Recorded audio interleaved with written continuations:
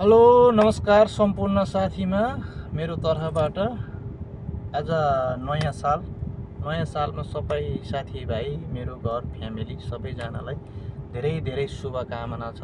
अनि साथीहरू सम्पूर्ण साथीहरू रमाउनु खुसी हुनु धेरै हैन, रमाइलो गर्नुस्, केही छैन, खुसी रहनुस्, यसैमा आस्था व्यस्त छु।